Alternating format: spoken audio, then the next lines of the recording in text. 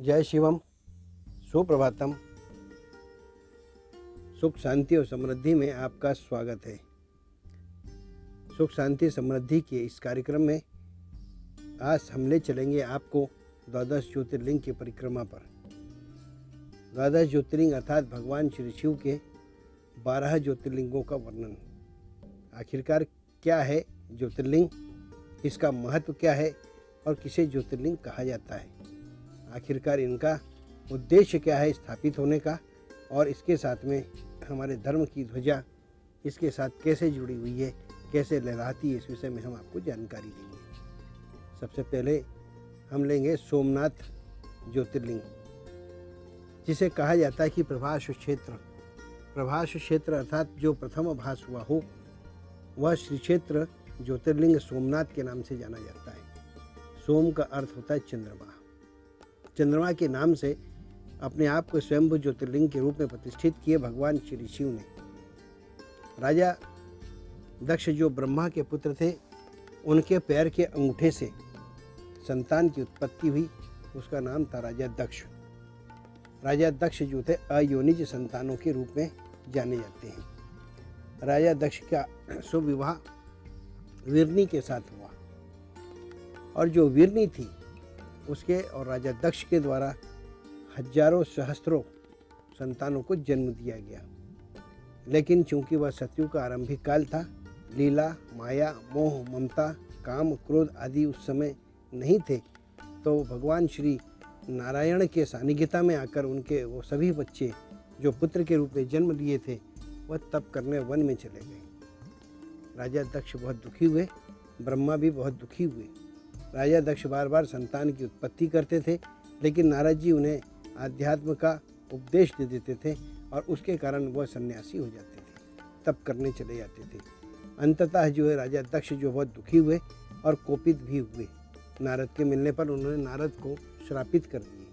नारद जी के श्रापित होने से नारद एक स्थान पर नहीं ठहरते हैं, यह श्राप उन्हें दक्ष का ही लागू हुआ था। दक्ष ने श्राप दिए थे कि नारद तुम किसी भी एक स्थान पर एक क्षण से ज़्यादा नहीं रुक पाओगे, और यही कारण है कि वो क्षण से ज़्यादा कहीं नहीं रुकते और वह घुमंतु के रूप में जाने जाते हैं। वहीं उसके पश्चात राजा दक्ष को 60 कन्याओं का जन्म हुआ। उन 60 कन्याओं में से अनेकों प्रकार से ऋषि मुनियों में और ग्रहों के साथ में उनकी शादी हुई। 27 कन्याएं उनकी जो थी वह चंद्रमा से ब्याहित हुई, उनका विवाह हुआ। उसमें रोहिणी जो थी वो सबसे अत्यधिक चंद्रमा को प्रिय थी।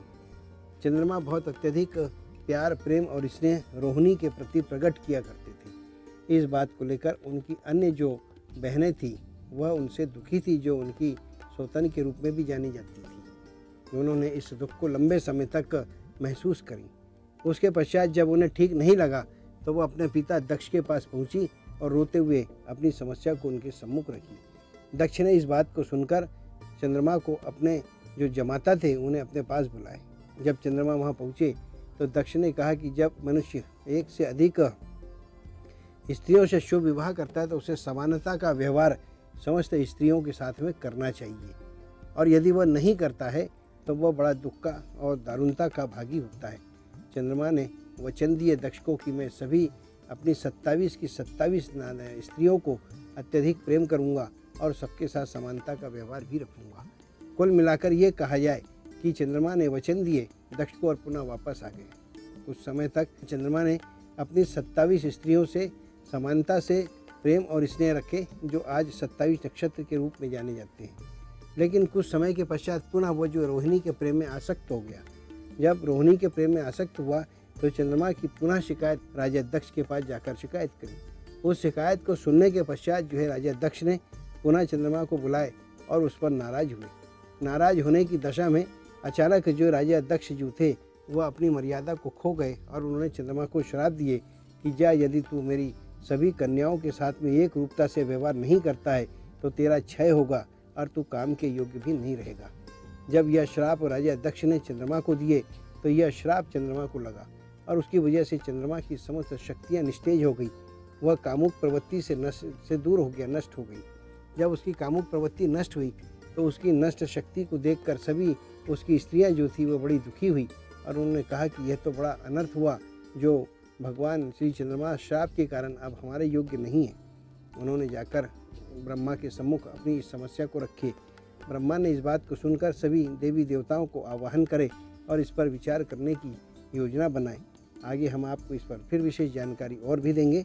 देखते रहें आप हमारे साथ इस कार्यक्रम में। अब आता है क्रम आपका 12 राशियों का।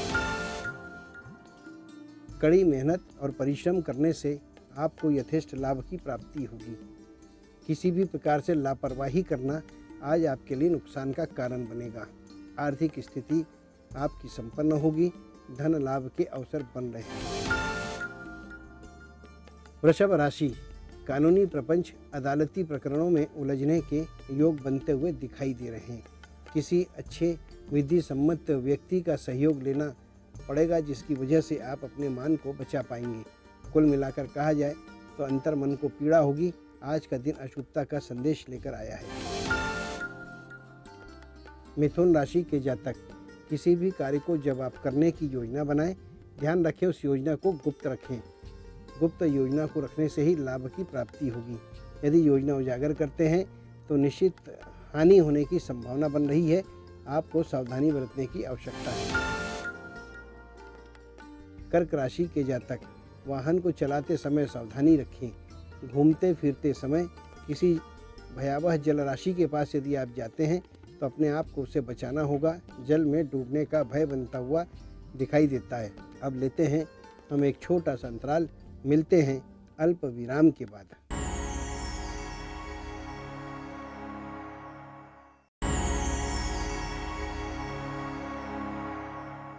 सुख शांति और समृद्धि में आपका स्वागत है। बंधुओं, हम चर्चा कर रहे थे भगवान श्री शिव के प्रथम ज्योतिर्लिंग सोमनाथ जी का। चर्चा के दौरान जब हमने आपको बताया कि राजा दक्ष के श्राप से चंद्रमा पीड़ित हो गए। जब चंद्रमा पीड़ित हुए तो उन्हें क्षय रोग हो गया, और जब क्षय रोग हो गया तो उनके शरीर की शक्तियां नष्ट हो गई। शरीर की शक्तियों के नष्ट होने से वह कामुक प्रवृत्ति से विमुख हो गए, और जब उनकी विमुखता उनके स्त्रियों के सम्मुख प्रकट हुई तो वो सारी की सारी स्त्रियां दुखी हुई। पुनः वो सारी स्त्रियां इकट्ठी हुई और फिर भगवान श्री शिव के पास न जाकर वो भगवान श्री ब्रह्मा के पास गई। ब्रह्मा के पास जाकर उन्होंने अपनी इस बात को रखी कि चंद्रमा की शक्ति निस्तेज हो गई। चंद्रमा की निस्तेज शक्ति के कारण ब्रह्मांड भी प्रभावित हो रहा था। सारे देवता भी पीड़ित हुए। समस्त देवताओं ने एकत्र होकर चंद्रमा के उस संपूर्ण राजा दक्ष के व्याख्यान को सुनने के पश्चात उन्होंने निर्णय लिए। उसके पश्चात जो ब्रह्मा ने चंद्रमा को आमंत्रित करें। जब चंद्रमा वहाँ पहुँचे तो नाना प्रकार की भर्त्सना उन्होंने चंद्रमा की। उन्होंने कहा कि 27 स्त्रियों के साथ जीवन व्यतीत करना है तो सब में समानता का व्यवहार आपको रखना चाहिए, तभी आप ठीक रहेंगे और तभी आप अपने जीवन को सुगमता से जी पाएंगे। उसी के साथ दूसरी बात उन्होंने कहा कि चंद्रमा, तुमने पूर्व में भी बृहस्पति के साथ में अपने दुराचरण के कारण अनेकों प्रकार के अपराध किए हैं। तुम्हारे ये सारे अपराध जो है क्षमा करने योग्य नहीं है। मेरे पुत्र राजा दक्ष ने जो तुम्हें श्राप दिया है वह यथोचित है और तुम क्षय के भागी हो और ये तुम पीड़ित भी हो। लेकिन यह जान लो कि संपूर्ण ब्रह्मांड में तुम्हारे पीड़ित होने से प्रभाव पड़ता है और मेरी जो पुत्रियां हैं इनको भी इसका कष्ट भोगना पड़ रहा है।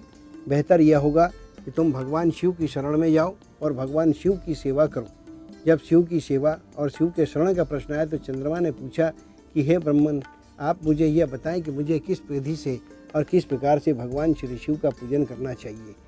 तब भगवान श्री ब्रह्मा के जो मुख से आवाज हुए, उन्होंने कहा कि तुम सौराष्ट्र क्षेत्र में जाओ, जो समुद्र का किनारा है, उस समुद्र के किनारे में उपस्थित होकर घोर तप करो। और घोर और कठिन तप करने से भगवान शिव प्रसन्न होते हैं।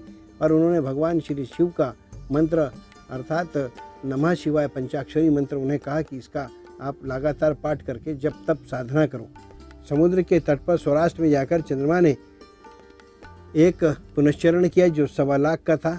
उसको करने के पश्चात संकल्प और संकल्प के पश्चात तर्पण, मार्जन और न्यास आदि करके भगवान शिव को प्रसन्न करने हेतु 6 मास तक घोर तपस्या की। उस तपस्या को देखकर भगवान शिव प्रसन्न हुए और वह स्वयं वहाँ पर उपस्थित हुए। उन्होंने कहा, चंद्रमा, ऐसा क्या वजह है जिसकी वजह से तुम पीड़ित हो? तुम्हारी शक्ति का क्षय है, तुम मुझे बताओ और मैं कैसे तुम्हारी सहायता कर सकता हूँ। इस हेतु मुझे आप अपने संपूर्ण कृत्यों की जानकारी दो। चंद्रमा ने विस्तार पूर्वक उसके जीवन में घटित घटनाओं के क्रम को भगवान श्री शिव के सम्मुख प्रस्तुत किया। शिव ने उसे सुनने के पश्चात कहा कि मैं तुम्हारे पूजा से प्रसन्न हूँ, तुम मुझसे वर मांगो। जब चंद्रमा ने कहा कि मैं पुनः शक्तिवान हो जाऊँ, मेरी जो पूर्व में शक्ति थी वह पूरी की पूरी शक्ति लौट जाए, तब शिव ने कहा कि यह संभव नहीं है, क्योंकि ब्रह्मा की बात को कोई नहीं काट सकता है। ब्रह्म की लेखी भाग्य के अधीन होती है और यह तुम्हारे भाग्य में हो चुकी है और इसलिए तुम इससे ग्रसित हो।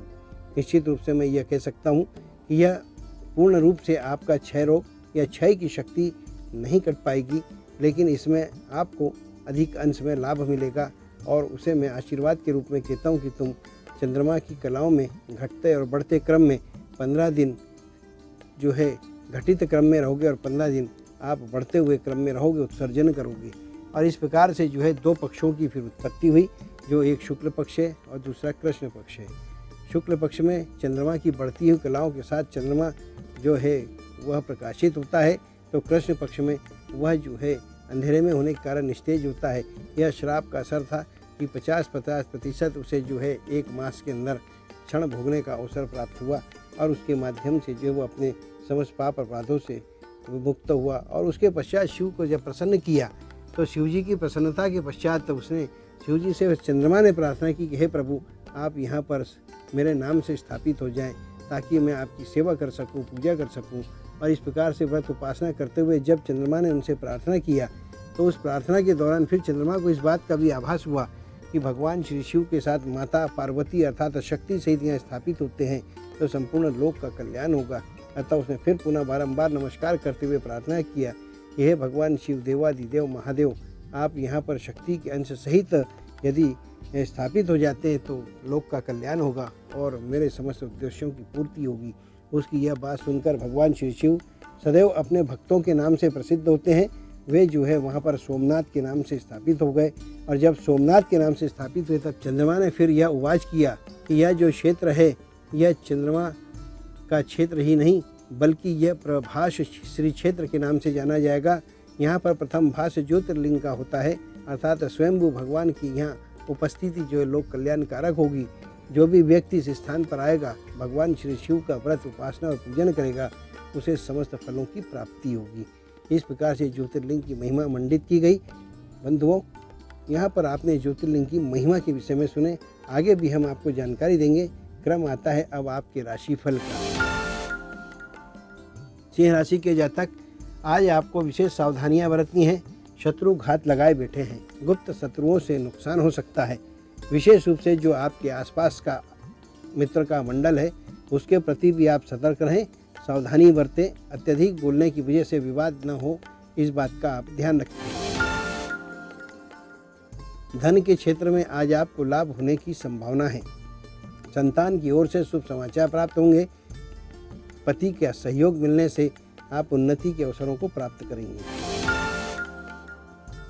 तुला राशि के जो जातक हैं, आज आपको किसी भी कार्य को करने से पहले देवालय में दर्शन करना चाहिए। पुण्योदय का काल प्रचलित है, पुण्य का फल प्राप्त होगा। माता पिता के आशीष से आज आप उन्नति करेंगे। माता पिता के दिए गए निर्देशों का यदि पालन करते हैं तो आपको लाभ होने के योग हैं। मान सम्मान और कीर्ति की प्राप्ति भी होगी। वृश्चिक राशि के जातक, कठोर परिश्रम करने से आज आप थकान महसूस करेंगे। थकान के कारण कुछ पीड़ा भी महसूस करेंगे। उदर विकार होने की संभावना है। विषैला भोजन करने से आपको शारीरिक हानि हो सकती है। रोग पीड़ा भी होने की संभावनाएं बनती है। लेते हैं अब हम एक छोटा सा अंतराल, मिलते हैं अल्प विराम के बाद।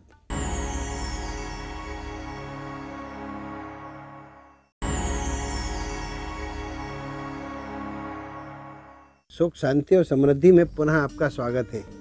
बंधुओं, हम चर्चा कर रहे थे सोमनाथ ज्योतिर्लिंग की और उससे संबंधित व्रतोपासना को लेकर। व्रतोपासना के क्या फल होते हैं, यह एक बड़ा विशेष विषय होता है मनुष्य के जीवन में। यहाँ पर थोड़ा सा आपको यह बताना चाहेंगे कि जब चंद्रमा ने भगवान श्री शिव के प्रथम ज्योतिर्लिंग स्वरूप श्री सोमनाथ जी का श्री क्षेत्र सौराष्ट्र में जब पूजन करे तो वह क्षय रोग से विमुक्त हुए। अब आगे ज्योतिष शास्त्र को लेकर अनेकों प्रकार की खोज हुई और उन खोज के अंतर्गत व्रत उपासना के फल क्या होते हैं। भगवान श्री शिव का, सोमनाथ के अवतार का यदि हम विधि से और ससंकल्प, सकाम और निष्काम किसी भी भाव से पूजन करते हैं तो हमें उसके फलों की प्राप्ति होती है। जब कभी आपके परिवार में किसी भी जातक की जन्म कुंडली में देखकर यदि देखा जाए और उसके जीवन में क्षय रोग होता हो या फिर उसके ग्रहों की रचना के अनुसार कहीं पर चंडाल योग के कारण उसके विचारों में क्षय होता हो, किसी भी प्रकार का क्षय होता हो, शक्ति का क्षय होता हो या असाध्य रोग होते हो, तो उन रोगों के ऊपर यदि हमें विजय पाना है तो कहा जाता है कि दवा और दुआ दोनों का प्रमुखता से स्थान होता है। कुछ स्थानों पर दवा गौण होती है, लेकिन प्रमुखता से स्थान जो है वह माना जाता है तो वह दुआओं का माना जाता है या प्रार्थना का माना जाता है। ऐश्वरिक भाव का जो अध्यात्म से संबंध रखता है उसका माना जाता है। उस दशा में यदि आप भगवान श्री सोमनाथ का विधि विधान से स्मरण करके पूजन करते हैं, अब कैसे पूजन करते हैं यह भी हम आपको बताएंगे। विधि विधान से अर्थात किसी भी सोमवार को, अष्टमी की तिथि को, उसके साथ में प्रदोष की तिथि, चतुर्दशी की तिथि या अमावस्या पूर्णिमा के दिन यदि हम भगवान श्री शिव के किसी भी शिवलिंग पर या अपने घर के भी रखे हुए शिवलिंग पर आवाहन करके प्राण प्रतिष्ठा सोमनाथ की करें, सोमनाथ का पूजन करें। सोमनाथ का पूजन जो है विशेष रूप से जो है दूध की जलधारा से करते हुए यदि हम वहाँ पर शतरुद्री का पाठ करते हैं नमक चमक के साथ, तो हमारे समस्त रोगों का निदान होता है। रोगों का निदान उस दशा में जब क्षय रोग से अलग हो, अर्थात किसी भी प्रकार का रोग हो, यदि हम उस पर विजय प्राप्त करना चाहते हैं तो सोमनाथ का पूजन करते समय जल धारा से यदि अभिषेक किया जाए तो वह भी फल देने वाला होता है। सोमनाथ का पूजन विशेष रूप से प्रदोष के किसी भी शुक्ल पक्ष से प्रदोष तिथि से आरंभ किया जाए, प्रदोष काल में किया जाए और प्रदोष काल में पूजन करने से आपकी समस्त शक्तियाँ आपको प्राप्त होती है। ज्ञान की शक्ति, धन की शक्ति, शारीरिक बल, तीनों प्रकार की शक्तियाँ आपको प्राप्त होती है और उस प्राप्त शक्ति के माध्यम से आप सुख का भोग करते हैं, आनंद को प्राप्त करते हैं और अपनी कार्य संचालित सत्ता को, संप्रभुता को स्थापित करते हैं और इसके अनेकों लाभ आपको मिलने के योग बनते हैं। इस प्रकार से व्रत उपासना यह प्रदोष को की जाती है। कुछ लोग सोमवार के दिन भी सोम का स्थापना करके सोमनाथ का पूजन करते हैं और सोमनाथ का जब हम पूजन करते हैं तो जो उसका नंदी होता है उसे भी सोम नंदी के नाम से आवाहन करना चाहिए। जब कभी हम ऐसा पूजन करते हैं तो हमें धन, बल और आरोग्यता प्राप्त होती है। इस बात को आप हमेशा ध्यान रखें, यह आपके लिए बड़ा लाभकारी भी होता है। बंधुओं, अब आता है आपका राशियों का क्रम। धनु राशि के जो जातक हैं, अपने कार्य कुशलता और व्यवहार की चतुराई आपको लाभ दिलाएगी। आज आप शत्रुओं के बीच घिरेंगे, लेकिन वाक्पटुता से आप अपने आप को बचाकर उनके बीच से सुरक्षित निकालने में सफल भी होंगे। शत्रु वर्ग पलायन करेगा। मकर राशि के जो जातक हैं, जुआ, सट्टा आदि या कुसंगति से आज आपको हानि के योग है। दंडात्मक कार्यवाही हो सकती है। विधि सम्मत परेशानियों का सामना करना पड़ सकता है। यहाँ तक कि राजदंड भी मिलने के योग बनते हुए दिखाई दे रहे हैं। दिन की शुभता आपके पक्ष में नहीं बनती हुई दिखती है। अनजान व्यक्ति पर विश्वास करना और अनजान व्यक्ति से लाभ उठाना, इन दो पक्षों पर आप विचारवान रहेंगे। अनजान व्यक्ति से आज आपको लाभ होने की संभावनाएं बनती हुई दिखाई दे रही है। ध्यान रखें, किसी भी व्यवहार को करते समय दस्तावेज अनुबंध पर हस्ताक्षर करने से पूर्व पूर्ण रूप से सजगता का गुण जो है उसे ध्यान रखना होगा, सजग रहना होगा, तभी आप लाभ का अर्जन कर सकेंगे। मीन राशि के जो जातक हैं, आज धन का व्यय होगा, धन की चिंता बनेगी, धन का प्रबंधन करना होगा और संतान के बनते हुए कार्य बिगड़ेंगे, जिससे अंतर मन में आपके पीड़ा बनी रहेगी और दुखी रहेंगे। इसी के साथ में आज हमारा वह क्रम जिसके लिए आप उत्सुक रहते हैं, अचूक उपाय। ऐसा क्या अचूक उपाय करें जिससे हमारे जीवन में समृद्धि आए, धन की बरकत बनी रहे, धन को बनाए रखने के लिए और धन की बचत होती रहे, इस हेतु जो हमें उपक्रम करना है वह यह है कि एक लाल कपड़ा लें, उस लाल कपड़े में 5 हल्दी की गांठ, 5 पूजा की सुपारी और उसके साथ एक छोटा सा चांदी का टुकड़ा या चांदी का सिक्का रखें। उसके पश्चात जो उस पोटली को बांध लें। बांधने के पश्चात माता महालक्ष्मी का पूजन करें और पूजन करने के साथ माता महालक्ष्मी के चरणों में उस पोटली को रख दें। फिर उसके पश्चात जो है श्री महालक्ष्मी के सहस्रनामों का पाठ करें। पाठ करने के पश्चात जो है उस पोटली को उठाकर जो जलती हुई धूप दीपक है उससे उसकी अग्यारी करें और उसे अपने धन के क्षेत्र में रख दें। आप देखेंगे आपके घर में धन की बरकत होगी, अपार धन की प्राप्ति होगी। बंधुओं, हमने आपको बताया अचूक उपाय, इसे जरूर करें, आपको अनेकों प्रकार के लाभ होंगे।